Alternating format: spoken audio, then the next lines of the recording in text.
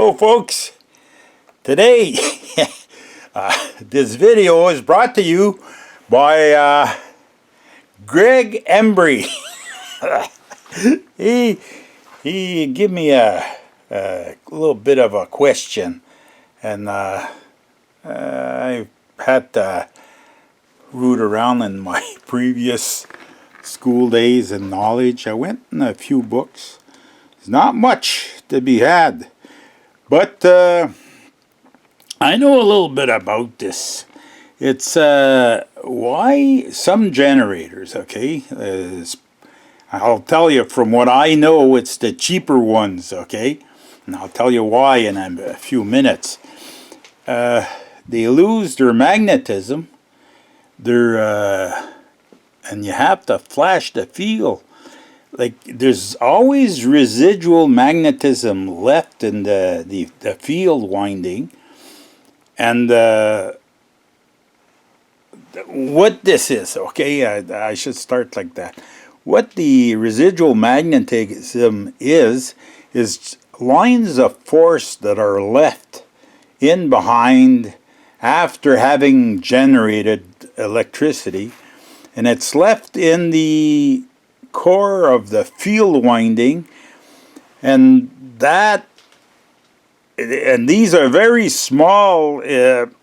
From what I read and from what I remember, we're dealing like with millivolts, and it's too bad I don't have a meter here that we could, because I'll show you. I had set up a drill, a 1/2-inch drill right here, and some claim, okay, I seen a guy video on YouTube, and the guy was trying this, and it wasn't working. What the people say is you have to turn it in reverse rotation, okay, and he was turning it in the forward rotation, which is clockwise rotation. So from what I know, I attribute that this is the reason why it wasn't working, but I don't necessarily.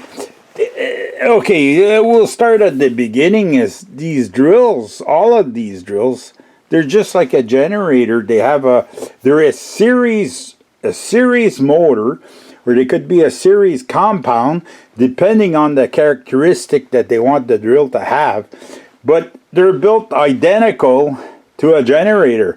So if you turn the armature, and that's through the gearbox here, but if you turn the armature, it's got brushes on the armature, it will produce some generated voltage.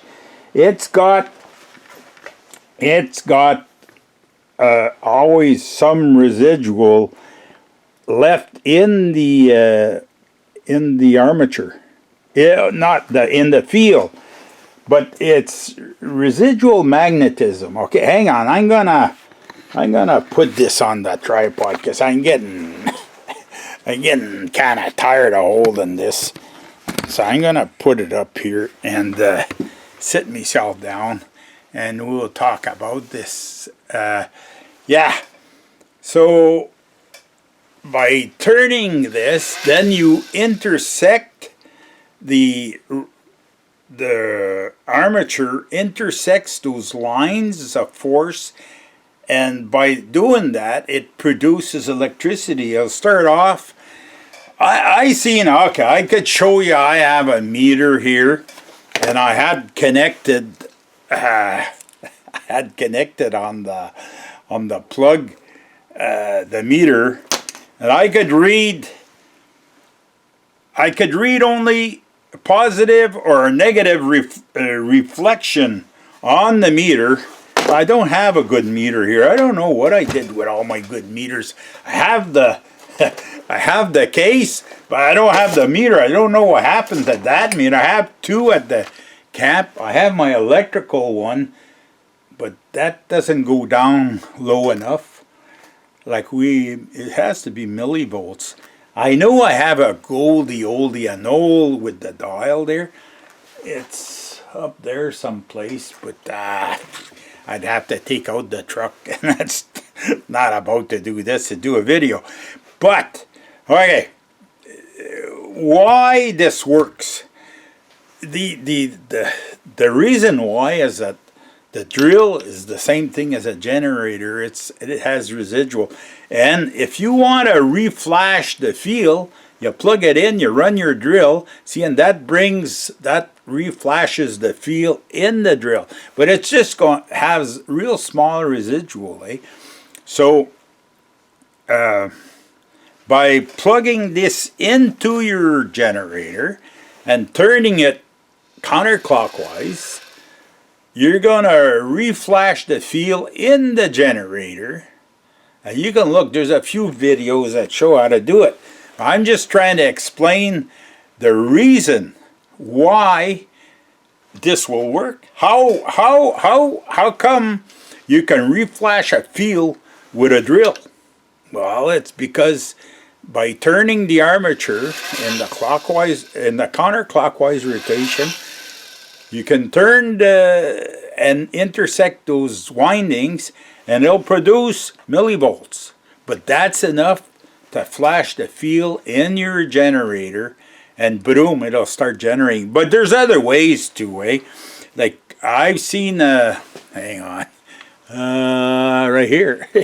This is a rechargeable, this one here, but just a normal 9-volt battery is enough to flash a field in a generator. So all you do, but yeah, don't.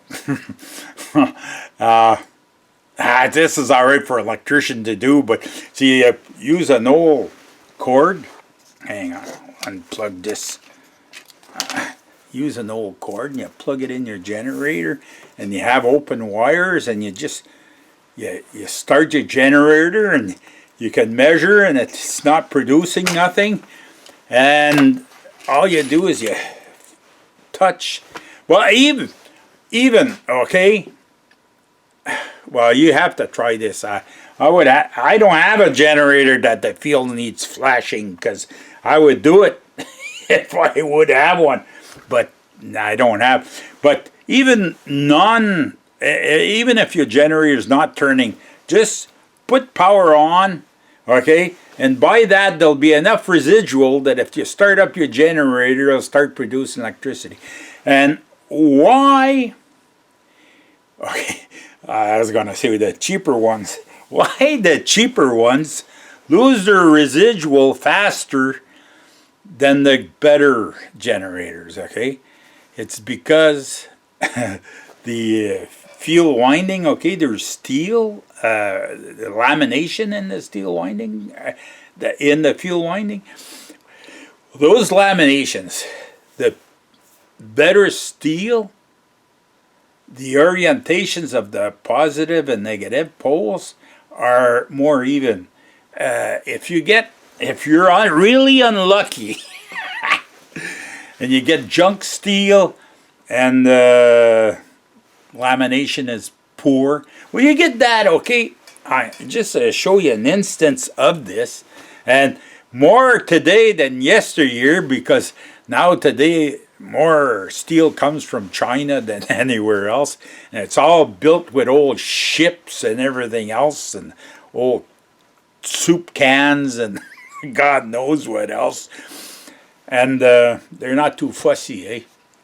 So you get transformers, eh, that they spend their time just humming like they wouldn't believe. Well, when you hear a transformer humming, that's because the lamination is all the poles in they're all more or less going the same way. They're not evenly dissipated, and you get poor laminations, or sometimes they're just poorly put together. The laminations aren't tight enough, and you get I was going to say hysteresis. Lines of forces, are not all compatible to what they should be. Anyways, I don't want to get into terms that I shouldn't be using in here because they're too complicated for nothing. The drill is just like a miniature generator. You could use probably one thing. You remember those? It's little generators that they used to have on a little pedal bikes, and they'd run on the wheel, and the light in front would go on. Well, if you had one of those little, those were permanent magnets, eh? If the best generators you can buy, okay, are the permanent magnet generators. But they're the more expensive one too. There's many kinds, eh? There's series, there's series shunt, there's shunt. There's all kinds of generators, eh? And this is not a generator course, but you're better if you buy a permanent magnet generator. You got a generator that is won't lose its magnetism. If you wanted to really check a generator to see if it's lost its internal magnetism, just take the plate out from the back end there and make it turn, and then take a compass and bring it close inside there. And if you don't see that needle deflecting, yeah, your generator's lost all its magnetism and you have to reflash the feel. But that's it. The drill, well, it works because it's a small generator. The internals is built like a small generator, eh? But like by hand, just by turning it by hand, you're not turning it fast enough to generate enough to turn on a light bulb or not that. But you got enough to reflash the feel in that generator. So you just plug it in, turn it in the reverse rotation, so your you'll be producing by turning reverse rotation, you'll be turning the armature, producing miniature voltage, microvolts, maybe 1 or 2 volts.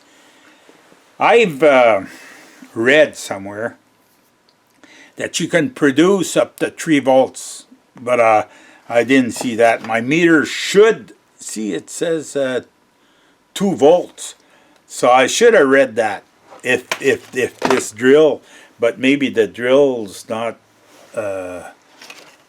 compatible to producing 3 volts, but they were saying that you can produce maybe 3 volts by turning a drill in the reverse rotation, counterclockwise rotation. So anyways, that's the better way to flash the feel. Just take your plug, or just take a battery and or you can even take one. I don't want to get into that. Tell these guys to poke around with that open-ended extension cord, and you just touch it, eh? And it's just to bring some an electrical feel in the field winding, and then after that it has lines of force that intersect the armature, and then just by itself it will build up. But if it's got no residual, then it has nothing to intersect, so therefore it can't produce nothing. So that's it, folks. I don't know if I satisfied Greg. I hope your drill is built the same thing as a generator, but in really small version, so you can produce miniature voltage with the drill, and that's because that's why it'll reflash the winding. That's my take on it. Okay, folks, I hope this was informative. I can't do only chit-chat videos. This was an instructional video.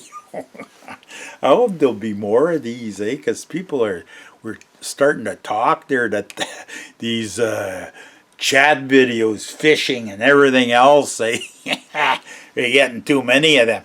Okay, folks, comments are welcome. Enjoyed doing it, and don't forget the better ones. They're still ahead of us. They're yet to come. I salute you all, and we'll see you in the next one.